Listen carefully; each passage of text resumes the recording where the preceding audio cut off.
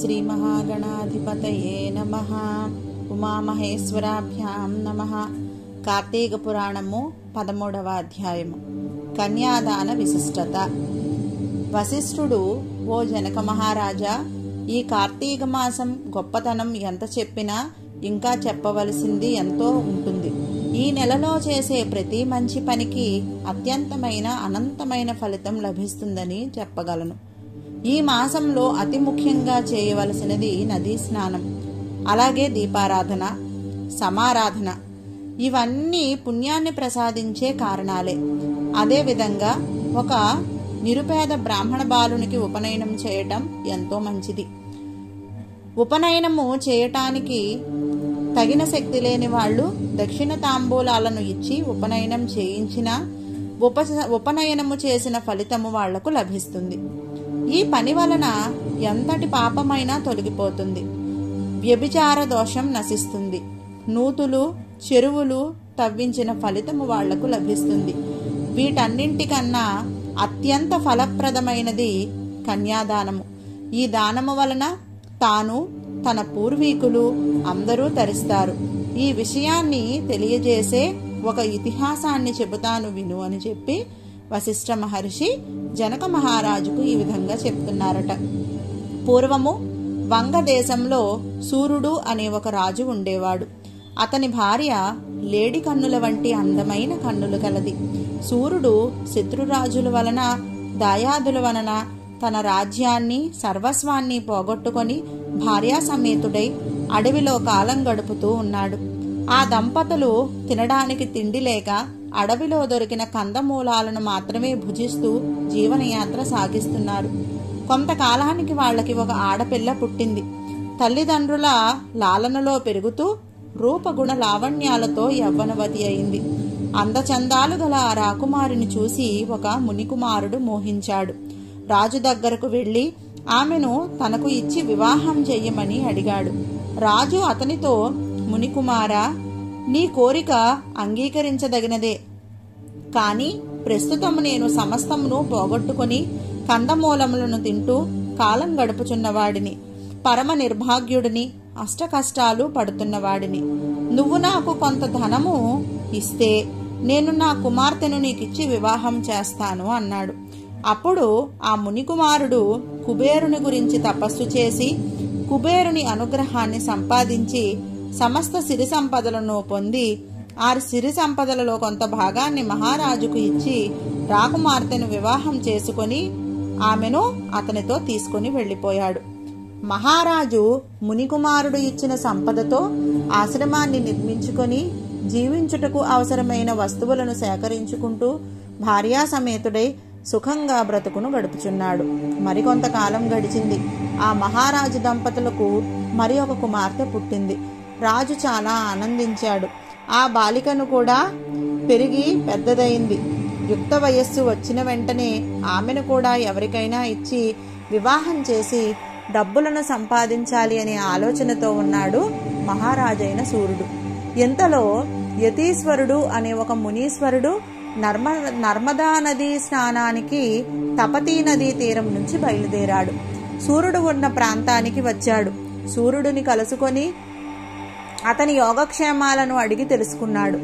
మహారాజు, మునిపుంగవ, నేను వంగదేశానికి అధిపతిని.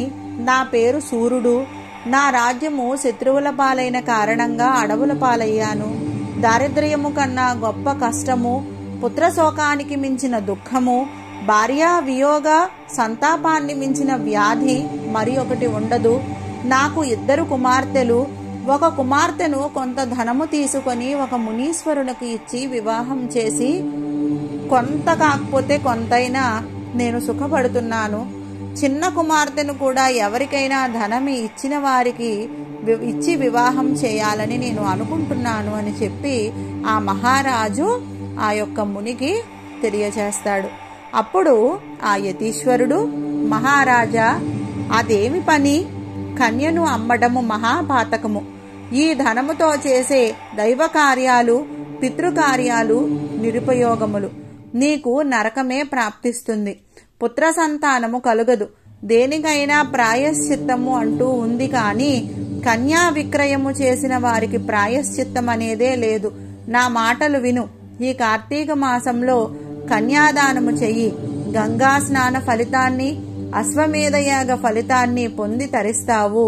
పెద్ద కుమార్తెను కన్యాశుల్కము తీసుకున్న దోషము కూడా నీకు నశిస్తుంది అంటూ హితోపదేశం చేశాడు. మహానుభావ, అవేమి మాటలు! పాప ఫలితముగా నరకయాతనను ఎప్పుడు అనుభవిస్తామో తెలియదు గాని దారిద్ర్యముతో పడే ఈ జీవనయానాలను దాటి బయటపడటమే ముఖ్యము. తిండి తిప్పలు లేక జీవన సౌఖ్యాలకు దూరమైపోయి చిక్కి శల్యమై బ్రతకటము ఈ యొక్క జీవితానికి కష్టమైన పని. కాబట్టి నేను మీ మాటలను అంగీకరించలేను అని చెప్పి ఆ యొక్క రాజు మునీశ్వరుడుకు తెలియచేస్తాడు.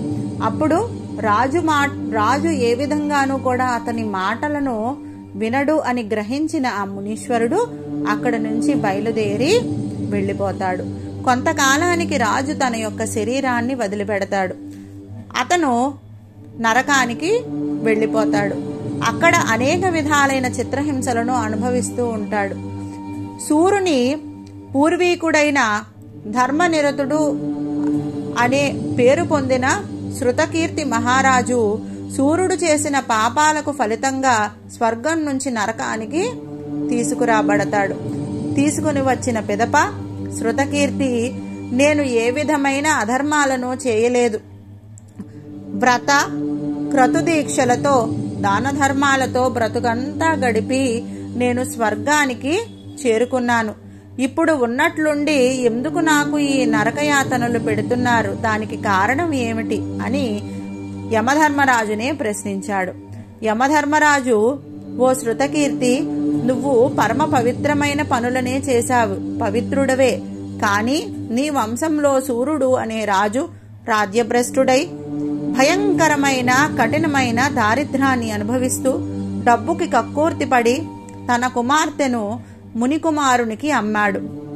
అప్పుడు అతను చేసిన ఆ దోషము వలన నీకు ఈ దుస్థితి కలిగింది అని చెప్తాడు. ఈ బాధ నుండి తప్పించుకునే ఉపాయం ఏమైనా ఉంటే చెప్పండి అని చెప్పి శృతకీర్తి యమధర్మరాజుని అడగగా, ఓ రాజా, సూర్యుని భార్య పుత్రికలు నర్మదా నదీ తీరములో పర్ణకుటీరంలో నివసిస్తున్నారు.